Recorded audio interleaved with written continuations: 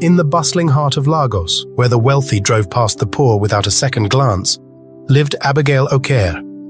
Every morning at 5 a.m., she would wake up in her small room in Mushin, perform her morning prayers, and prepare for another day of cleaning floors at Marina Heights Hotel. Her wrapper was clean but worn, and her shoes were almost falling apart, but Abigail carried herself with a dignity that poverty could never steal. "Blessing, wake up," she whispered to her younger sister, gently shaking the 13-year-old's shoulder. "Time for school." Blessing rubbed her eyes and smiled at her older sister. "Good morning, Sister Abigail. Did you sleep well?" "I slept enough," Abigail replied, already tying Blessing's school uniform tie. It was the same answer she gave every morning, even when she'd stayed up late washing their clothes by hand or counting the little money they had left. Their parents had died 2 years ago in a bus accident, leaving 23-year-old Abigail to care for her sister alone. She worked 2 cleaning jobs just to pay rent and keep Blessing in school. The government school wasn't the best, but education was education, and Abigail was determined her sister would have a better life. After preparing a simple breakfast of bread and tea, Abigail kissed Blessing's forehead. "Be good at school, okay? Remember what Mama used to say." "Education is the key to every door," Blessing finished, hugging her sister tightly. "I'll make you proud." Abigail left their room and began the long walk to Victoria Island. The bus fare would save her enough to buy Blessing a new pencil case. Every kobo counted when you were poor. The morning was still dark, but Lagos never truly slept. Street vendors were already setting up, and the smell of akara filled the air. As she walked, Abigail thought about her life. She wasn't bitter about her circumstances. God had kept them alive and together. That was more than many orphans had. She just wished she could give Blessing more. New shoes, textbooks that weren't torn, maybe even a birthday cake next month. The walk from Mushin to Victoria Island took over an hour, but Abigail didn't mind. It gave her time to pray and plan. She had to be at Marina Heights by 6:30 a.m. sharp. Mr. Adebayo, her supervisor, didn't tolerate lateness. As she neared the main road that led to the hotel, the sun was just beginning to rise. The contrast between Mushin and Victoria Island always struck her. Here, the buildings gleamed with glass and steel. Expensive cars purred past. Women in designer clothes clicked by in high heels that cost more than Abigail made in 3 months. But Abigail didn't envy them. Her mother had taught her that true wealth was in character, not cash. "Keep your dignity, my daughter," her mother used to say. "It's the one thing no one can take from you." She was almost at the pedestrian crossing when she heard it, the aggressive roar of an engine. A white G-Wagon was speeding down the road, music blasting from its windows. Abigail stepped back instinctively, but she was still on the walkway, waiting for the light to change. The G-Wagon hit a deep pothole filled with last night's rain and gutter water. In one terrible moment, a wave of filthy water rose up and crashed over Abigail. The water was black with dirt, smelling of decay and waste. It soaked her from head to toe, drenching her wrapper, her worn bag, even her face. Abigail stood frozen in shock, water dripping from her hair. The G-Wagon's tinted window rolled down and a young woman leaned out.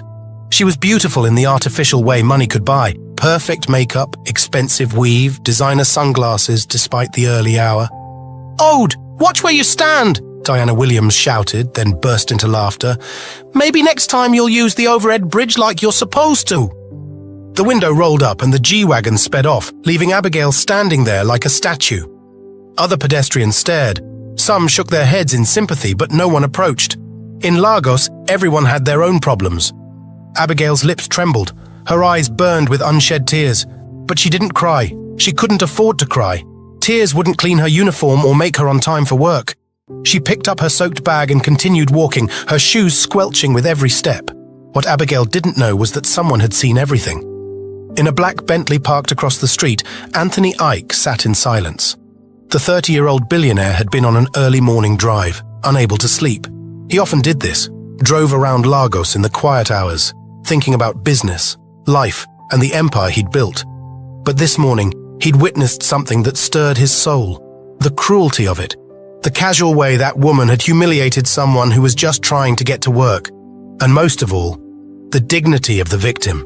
The way she'd stood there, refusing to break down, refusing to curse or shout, just enduring. Anthony recognized the woman in the G-Wagon, Diana Williams, Senator Williams' daughter, Instagram influencer, fashion entrepreneur, professional party girl, the type who thought money excused everything. His driver looked back at him through the rearview mirror. "Sir, should we continue?"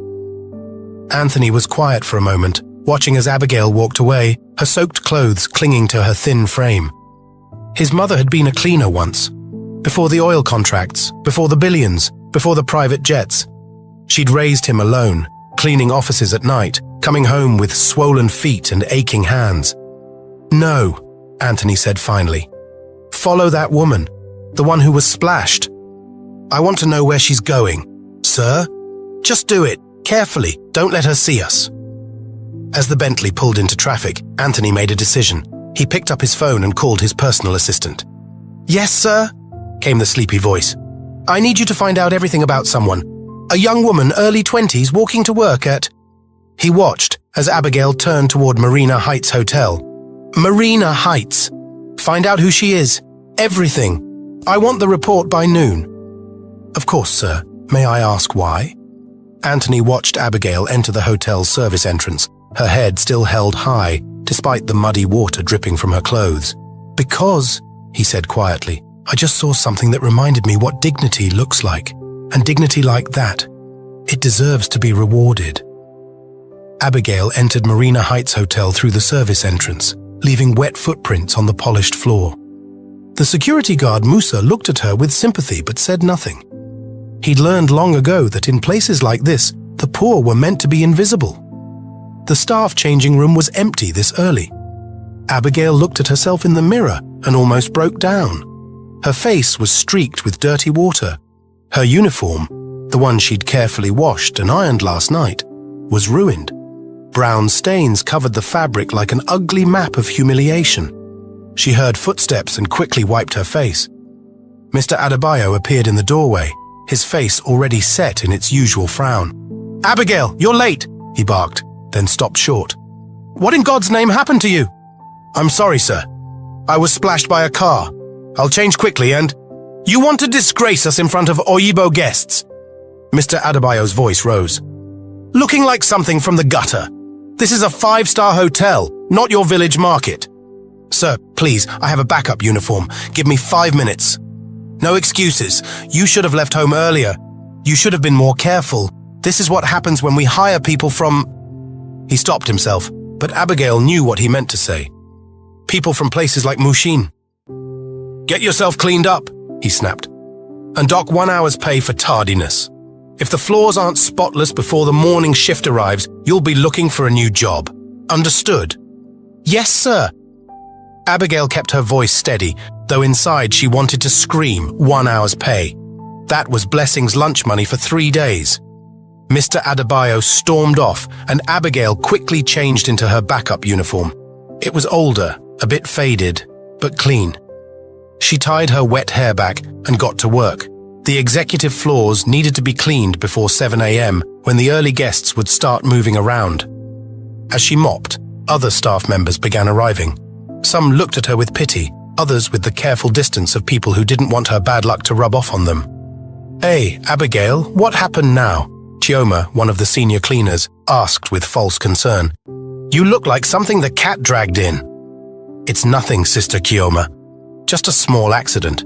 Chioma had worked at Marina Heights for 6 years and treated newer staff like servants. She was always quick to report any mistakes to management, hoping to secure a supervisor position. You better be careful," Chioma said. "Management doesn't like staff who bring wahala. We're supposed to represent the hotel's image." Abigail just nodded and continued mopping. She'd learned that the best response to Chioma's needling was silence. Meanwhile, in his office in Ikoyi, Anthony Ike reviewed the report his assistant had compiled. The efficiency of private investigation in Lagos always amazed him.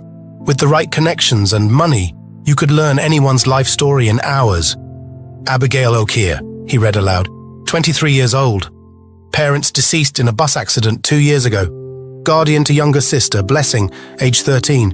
Works 2 jobs, Marina Heights Hotel and evening shifts at a clinic in Mushin. Sends money monthly to her village for extended family support. He studied the attached photograph, an old one from her hotel ID.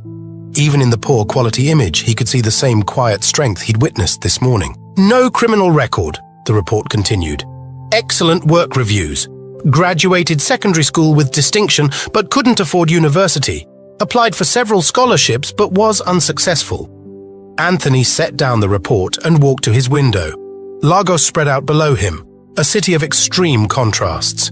People like Diana Williams lived in bubbles of privilege, while people like Abigail struggled just to survive. His phone rang. "Sir," his assistant said, "I've also looked into the woman in the G-Wagon. Diana Williams, daughter of Senator Williams. She's quite active on social media. 2.3 million followers on Instagram. Fashion entrepreneur, though her business is mostly funded by her father." "I know who she is," Anthony said.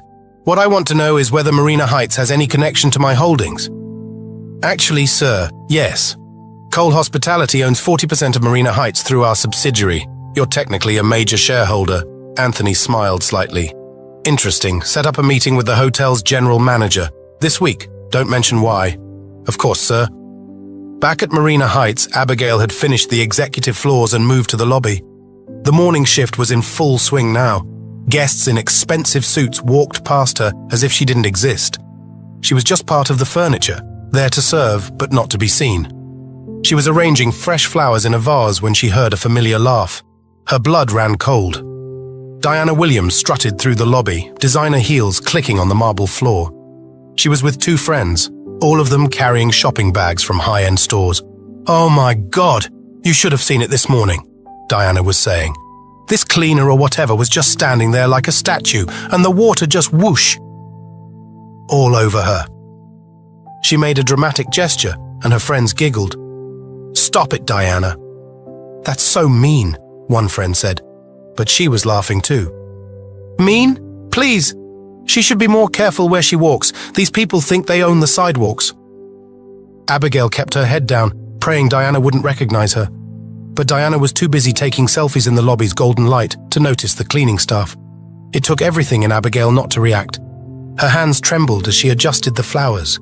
She thought of blessing, of school fees, of rent. She couldn't afford to lose this job over pride.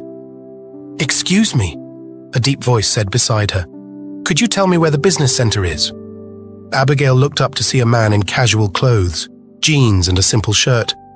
He wore sunglasses and a face cap, but there was something about his presence that commanded attention. "Yes, sir. It's on the 3rd floor. Take the elevator to your right." "Thank you." He paused, studying her. "I'm sorry, but you look familiar. Have we met?" "No, sir. I don't think so." "My mistake." He smiled warmly. "You just remind me of someone with remarkable strength." Before Abigail could respond, he walked away. She stared after him, confused. There was something familiar about his voice, but she couldn't place it. What she didn't know was that Anthony Ike had just tested her composure. He'd watched her reaction to Diana's cruel storytelling, seen how she'd maintained her dignity even while being mocked just feet away. He made another call as he entered the elevator. "Send something to Marina Heights Hotel for a staff member named Abigail Okere. Make it anonymous." "What should I send, sir?" Anthony thought for a moment. "Food, good food, and new gloves. Include a note. God sees your good heart. Make sure it's in her locker before lunch." "Sir, if I may ask..." "She reminds me of what we've forgotten," Anthony said quietly. "That dignity isn't about what you have. It's about who you are. And she has more dignity in her little finger than most people have in their entire lives." Lunchtime at Marina Heights was usually Abigail's least favorite part of the day. While other staff members ate together in the cafeteria, she would sit alone with her small meal, usually bread and a bottle of water. Today was no different, except for the whispers that followed her. "I heard she came in soaking wet this morning," someone said. "Mr. Adebayo nearly fired her on the spot," another added. Abigail ignored them and headed to her locker. She needed to check her phone. Blessing sometimes called during lunch break, but when she opened the metal door, she gasped. Inside was a paper bag she hadn't put there. Carefully, she pulled it out. There was a container of jollof rice, still warm, with fried chicken and plantain. A pair of new work gloves sat beside it, and on top was a folded note. With trembling fingers, she opened the paper God sees your good heart." Abigail looked around the empty changing room.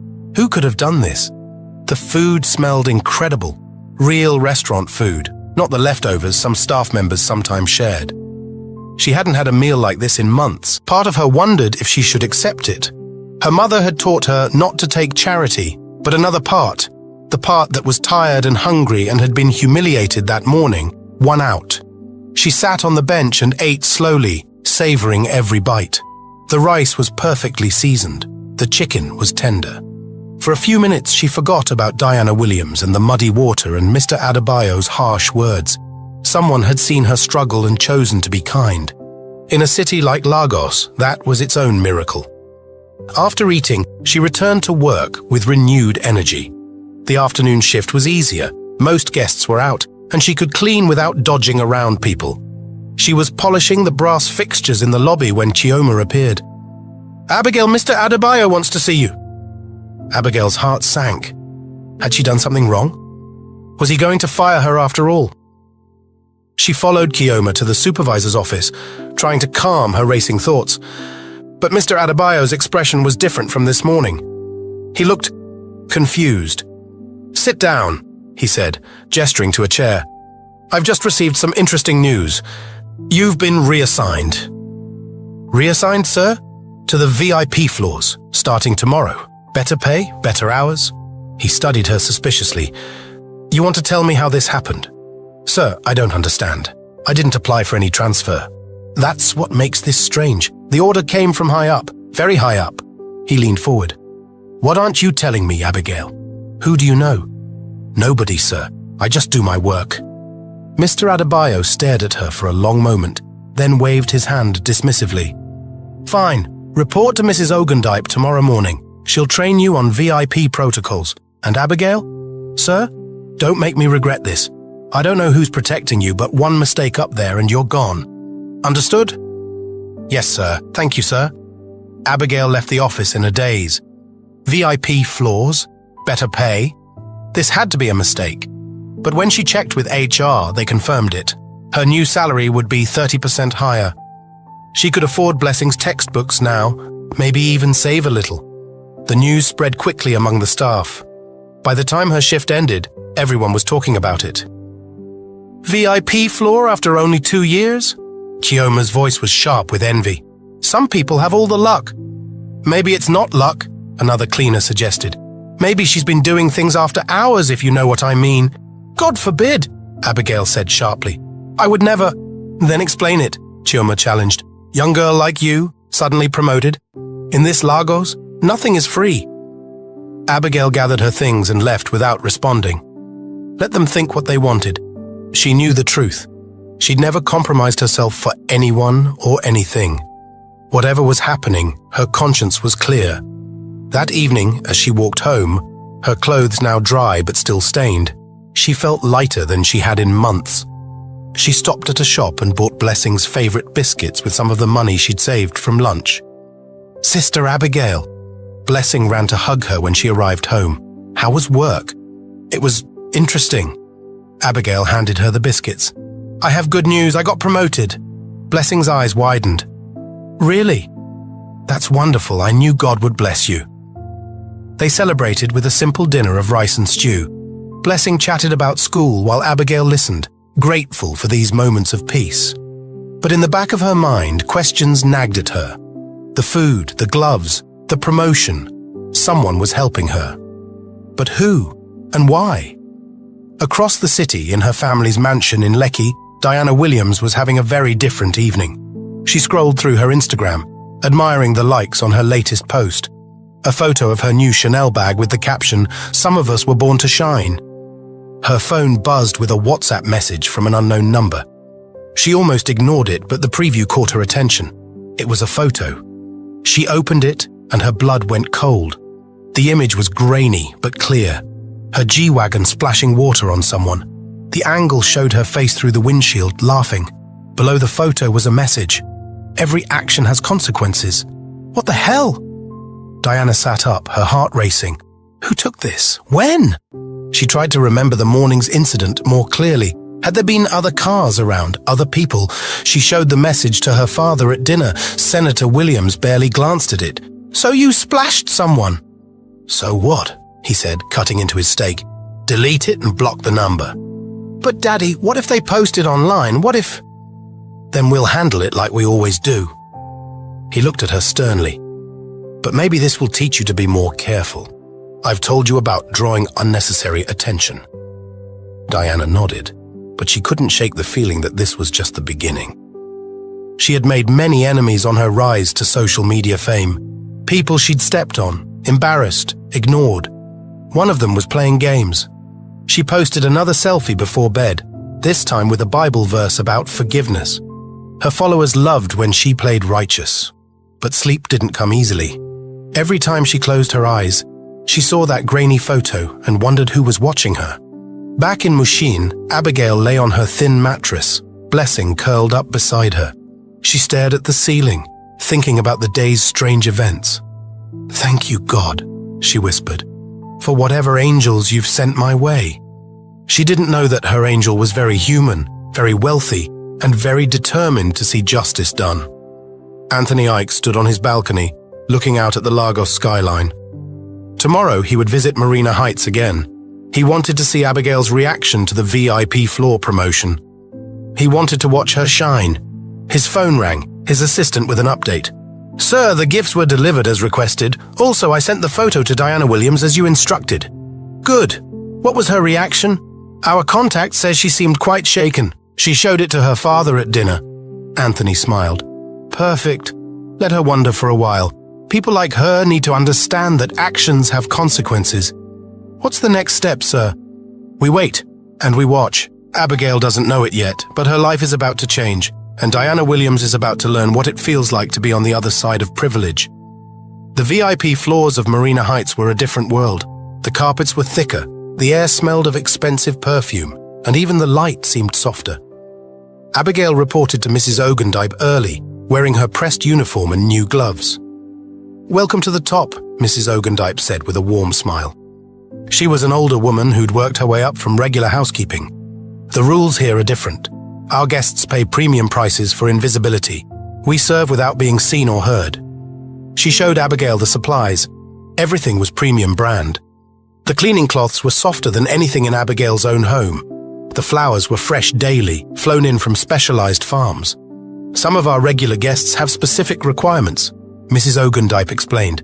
"Mr. Chen likes his whiskey glasses arranged just so. The ambassador's wife is allergic to certain cleaning products. You'll learn them all." As they toured the floor, Abigail absorbed everything. She was determined to excel here. The pay increase meant she could finally fix the leaking roof at home and buy Blessing a proper school uniform. "One more thing," Mrs. Ogendype said quietly. "Sometimes you'll see or hear things, business deals, personal matters. You forget them the moment you leave the room. Understood?" "Yes, ma'am." Abigail's first week on the VIP floor went smoothly. She was careful, thorough, and silent. Some guests nodded at her kindly. Others looked through her like she was furniture. She preferred the latter. It was easier to work when you were invisible, but someone was still watching her. Anthony visited the hotel 3 times that week, always in different disguises. Sometimes he was a businessman checking emails in the lounge. Other times, a casual visitor having coffee. He observed how Abigail treated everyone with the same quiet respect, whether they acknowledged her or not. One afternoon, he deliberately spilled coffee on a glass table just as she was passing. "I'm so sorry," he said, grabbing napkins. "Let me help." "No need, sir," Abigail said gently, already moving to clean it. "That's what I'm here for." As she worked, he studied her. Up close, he could see the fatigue in her eyes, the way her hands moved with practiced efficiency, despite being slightly swollen from all the cleaning chemicals. "You're very kind," he said. "Most people would be annoyed." She looked up, surprised. "Everyone has accidents, sir. No need to make it worse with harsh words." "That's a beautiful philosophy. Your parents raised you well." A shadow crossed her face. "They did their best. They're with God now. I'm sorry for your loss." "Thank you, sir." She finished cleaning and gave a small smile. "Is there anything else you need?" "No, but can I ask you something? If you could do anything in the world, what would it be?" Abigail paused. really looking at him for the first time. There was something familiar about this man, but she couldn't place it. "I'd study," she said finally. "Hotel management, maybe. Learn how to run places like this instead of just cleaning them," but she shrugged. Dreams are free. Reality costs money. "What if money wasn't an issue?" She laughed softly. "Then I wouldn't be here cleaning tables, would I?" After she left, Anthony made another call. "I want you to research hospitality management programs, the best ones, full scholarship packages." "For whom, sir?" "That's not important yet. Just get me the information." Meanwhile, Chioma had been watching Abigail's rise with growing resentment. She'd worked at Marina Heights for 6 years and was still stuck on regular floors. This village girl had been promoted in 2 years. It wasn't fair. One evening, Chioma snuck into the supply room. She knew Abigail's cleaning cart routine. If she could make her mess up on the VIP floor, she'd be demoted immediately. She carefully poured cooking oil into Abigail's floor cleaner bottle, making sure to wipe away any evidence. The next morning, Abigail started her routine as usual. She was cleaning the marble floor outside the penthouse suite when it happened. The moment the cleaner touched the floor, it became dangerously slick. Before she could warn anyone, a guest stepped out of the elevator. The elderly man slipped immediately, falling hard on his hip. His cry of pain echoed down the hallway. "Oh my God!" Abigail rushed to help him. "Sir, are you okay? Don't move. Let me call for help." Within minutes, the floor was full of people. Hotel security, the manager, medical staff. The guest, a prominent judge, was taken away on a stretcher, threatening to sue. "Who cleaned this floor?" The general manager's voice was ice cold. "I did, sir," Abigail said, her voice shaking. "But I don't understand. I used the same products." "Check her supplies," he ordered security. They found the contaminated cleaner immediately. The oil was obvious once they looked for it. "This is gross negligence," the manager said. "You could have killed someone. You're suspended immediately pending investigation." "Sir, please, I didn't do this. Someone must have..." "Are you suggesting someone sabotaged you? Who would do that?" Abigail thought of Chioma, of the whispers and jealous looks, but she had no proof. I don't know, sir." "Clear out your locker. Don't come back until we call you." Abigail left the hotel in tears. How had everything gone wrong so quickly? She'd been so careful, so diligent. Now she might lose everything. What she didn't know was that Anthony had already seen the security footage. His connection to the hotel's ownership gave him access, and he'd requested all footage from the past 24 hours. There it was, clear as day. Chioma sneaking into the supply room at 11 p.m. The camera angle showed her pouring something into Abigail's supplies. Anthony felt rage build in his chest. This wasn't just workplace jealousy. This was attempted destruction of someone's life out of pure spite. He made a call to the hotel's board chair. "This is Anthony Ike. We need to talk about Marina Heights, now." Within an hour, management was reviewing the footage. Chioma was called in and confronted with the evidence. She broke down immediately, confessing everything. "I just wanted her to fail," she sobbed. "She came from nowhere and got everything. It wasn't fair." "What's not fair," the manager said coldly, "is trying to destroy someone because of your own jealousy. You're terminated immediately and will be pressing charges." Abigail received the call that evening. "Miss Okere, this is Marina Heights HR. We owe you an apology. Can you come in tomorrow morning?" Am I still suspended? "Number, in fact, we have something important to discuss. Please be here at 9 a.m. Abigail hung up, confused but hopeful. Blessing noticed her expression. "What is it, sister?" I think God is still fighting for me." She was right. But God was working through a very determined billionaire who had decided that Abigail Okere was exactly the kind of person who deserved every good thing life could offer. The next morning would change everything. But tonight, Abigail just held her sister and thanked God for whatever was happening, even if she didn't understand it yet. Abigail arrived at Marina Heights the next morning wearing her best dress, the one she saved for church. She didn't know what to expect, but she wanted to look professional. The security guard, who usually barely nodded at her, actually smiled and opened the door for her. "Good morning, Miss Abigail. They're waiting for you in the executive conference room." "The executive conference room?" She'd never even been to that part of the hotel. Her hands trembled as she took the elevator to the top floor. Inside the conference room sat the general manager, the HR director, and a man she didn't recognize. He wore an expensive suit and had an air of quiet authority. "Miss Okere, please sit," the manager said. His tone was completely different from yesterday, respectful, almost apologetic.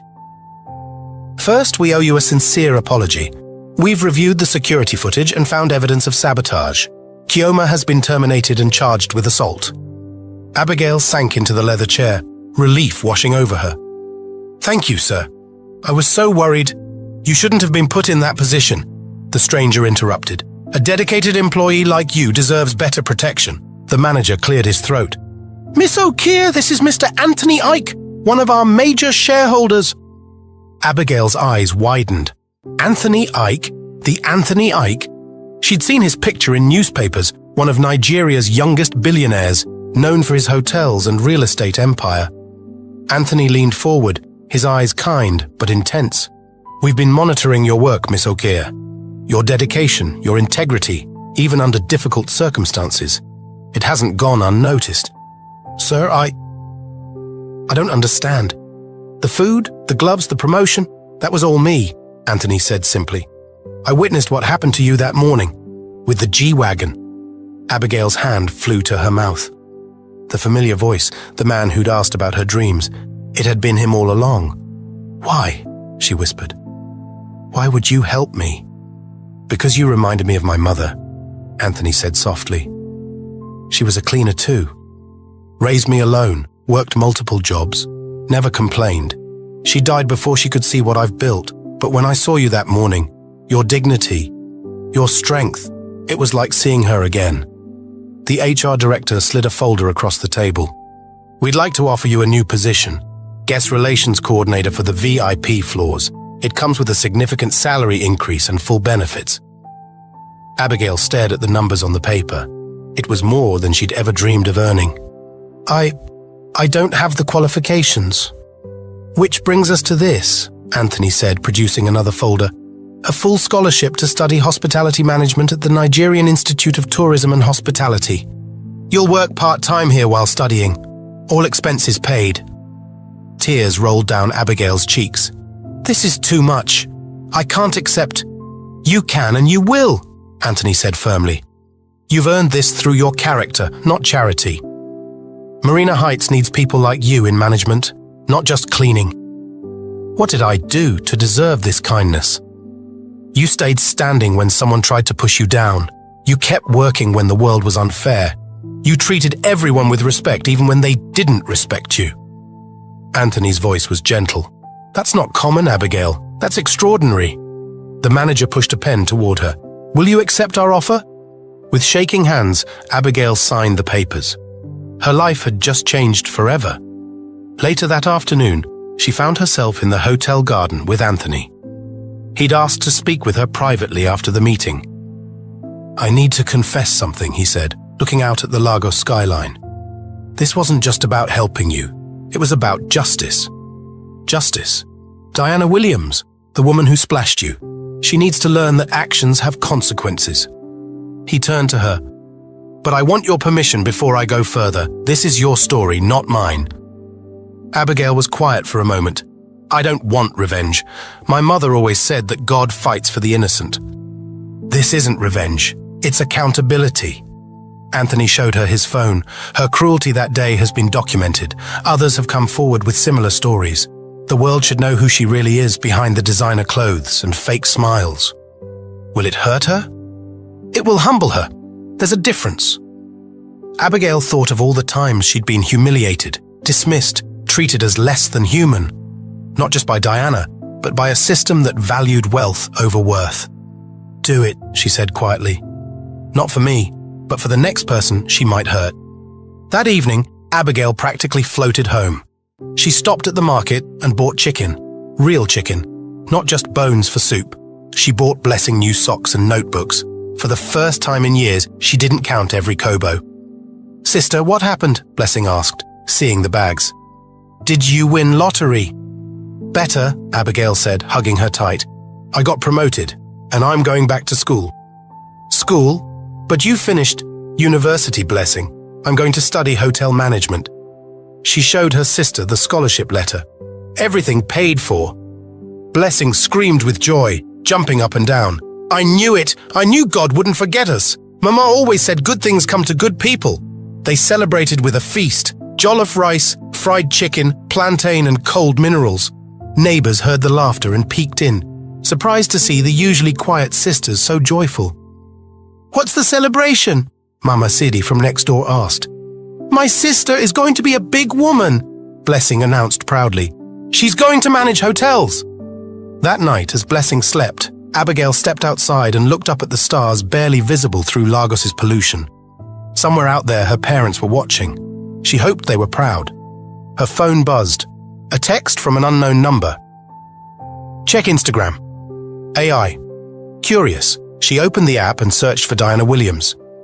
The latest post had thousands of comments, but they weren't the usual praise. Someone had created a video. It showed Diana's G-Wagon splashing Abigail, but in slow motion, highlighting her cruel laughter. Then it cut to testimonies from others, a security guard she'd slapped, a waitress she'd humiliated, a driver she'd fired for being 5 minutes late. The caption read, "Behind every designer mask is a true face. Accountability. Do better." The video had gone viral. Major blogs were picking it up. People were calling for boycotts of Diana's fashion line. Her carefully crafted image was crumbling in real time. Abigail felt a mixture of emotions. Part of her felt sorry for Diana. Public humiliation was harsh. But another part remembered standing on that street, covered in filthy water, while Diana laughed. Sometimes justice came from unexpected places. Her phone rang. It was Anthony. Did you see it? Yes, is this okay? I mean, legally? Everything in that video is true and documented. She made her choices. Now she faces the consequences. He paused. How do you feel? Strange, Abigail admitted. Like something has shifted in the universe, like maybe the small people don't always have to lose. You were never small, Abigail. You just needed someone to see your true size. His voice was warm. Get some rest. Tomorrow, you start your new life. After they hung up, Abigail couldn't stop smiling. Tomorrow, she would walk into Marina Heights, not as a cleaner, but as a coordinator. In a few weeks, she'd start university. Blessing would have everything she needed for school. The girl who'd been splashed with muddy water was washing herself clean with success. 1 year later, Marina Heights Hotel buzzed with preparation for its annual Excellence Gala. The five-star hotel had never looked more magnificent, with crystal chandeliers casting rainbow light across marble floors and fresh orchids perfuming the air. But tonight's event was special for another reason. It would honor the hotel's most transformative employee story. Abigail stood before the mirror in the staff preparation room, but this time was different. Instead of a cleaner's uniform, she wore an elegant sky blue dress she'd bought with her own money. Not designer, but beautiful in its simplicity. Her hair was professionally styled, and she carried herself with a confidence that came from within. You look beautiful, Mrs. Ogendype said, entering the room.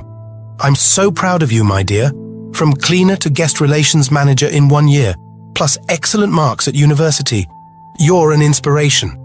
Thank you for believing in me, Abigail said, embracing the older woman. You taught me so much. You taught yourself. I just showed you the way. Mrs. Ogendype adjusted Abigail's necklace, a simple gold chain Blessing had saved up to buy her. Mr. Ike is already here. He's been asking for you. Abigail's heart fluttered. Over the past year, Anthony had become more than just her benefactor. He'd become a mentor, a friend, and lately, something more. But neither of them had acknowledged the growing feelings between them. He was a billionaire. She was still just Abigail from Mushin, even with her new position. The ballroom was packed with Lagos elite, business moguls, politicians, celebrities. Among them, looking uncomfortable in a corner, sat Diana Williams. Her father had insisted she attend to repair her image after last year's social media disaster. Her fashion line had suffered, and she'd been forced to make public apologies and charitable donations. When Abigail entered the ballroom, heads turned. Some recognized her from the hotel, others from the viral story that had circulated. She walked with grace, greeting guests professionally, being the excellent manager she'd trained to become. Abigail, a young voice called out. She turned to see Blessing running toward her in a beautiful pink dress, her first real party dress.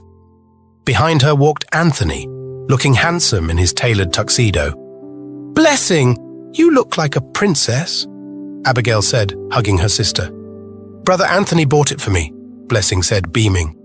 "He said I should look special for your special night." Abigail looked up at Anthony, her eyes soft with gratitude. Over the months, he'd become like a brother to Blessing, taking her to school events when Abigail had classes, helping with homework, being the positive male figure she'd lost when their father died. "Thank you," she said simply, but her eyes said more. "You're welcome," Anthony replied, his gaze warm. "Shall we?" They're about to start. The ceremony began with the hotel director taking the stage. He spoke about excellence, transformation, and the power of character. Then he called Abigail forward. "Ladies and gentlemen, I want to tell you a story about resilience," he began. 1 year ago, a young woman walked to work every morning from Mushin to Victoria Island because she couldn't afford the bus fare. She was splashed with muddy water, humiliated, and treated as invisible. But she kept walking. She kept working. She kept believing. The room was silent, captivated. Today, that same woman is our youngest guest relations manager, maintaining a 3.8 GPA in her hospitality management program, and has improved our VIP guest satisfaction ratings by 40%. He smiled at Abigail. Miss Abigail Okere represents the best of what Nigeria can be. Hard-working, dignified, and unstoppable despite obstacles. The applause was thunderous. Abigail took the microphone with steady hands, though her heart was racing. "Thank you," she began, her voice clear and strong. "A year ago, I was just a cleaner trying to survive. I walked these floors invisible to most of you. But I learned something important. Your job doesn't define your worth. Your character does." She found Diana in the crowd making direct eye contact. "I learned that cruelty might splash you with mud, but kindness can wash you clean. That jealousy might try to pull you down, but integrity will lift you up. That the wealthy might have power, but the humble have something more valuable. Grace." Diana looked away, her face flushed. "I stand here not because I'm special, but because someone saw value in me when the world didn't." Abigail's eyes found Anthony. "Sometimes angels come in human form. Sometimes they drive Bentleys and own hotels, but remember what it's like to struggle." The crowd chuckled, charmed by her honesty. "To everyone who's ever felt invisible, who's ever been mocked for their circumstances, who's ever wondered if things will get better, they will. Keep walking, keep working, keep believing. Because dignity isn't about what you have. It's about who you are, and no amount of muddy water can wash that away." The standing ovation lasted 3 minutes. Abigail stepped down from the stage into Anthony's waiting arms. It wasn't planned, but it felt natural. Right. "I'm so proud of you," he whispered in her ear. "I couldn't have done it without you," she whispered back. "You could have. It just would have taken longer." He pulled back to look at her. "Abigail, I need to tell you something. This past year, watching you grow, seeing your strength, your kindness to everyone despite what you've been through, I've fallen in love with you." Abigail's breath caught. Around them, the party continued, but they were in their own world. "Anthony, we're from different worlds. You're a billionaire. I'm still just, you're everything," he interrupted. "You're brilliant, kind, strong, and beautiful. You treat the cleaner and the CEO with the same respect. You've made me want to be better, do better. I don't care about our different backgrounds. I care about you." Tears rolled down Abigail's cheeks. "I love you too, I have for months, but I was afraid." "No more fear," Anthony said, wiping her tears gently. "We've both worked too hard to let fear stop us now." Later that evening, as the gala wound down, Abigail found herself in the hotel garden where Anthony had first revealed his identity. But this time, Blessing was with them, and they weren't alone. Mrs. Ogendype, the hotel staff who'd become like family, and even some guests had followed them out. "I want to show you something," Anthony said.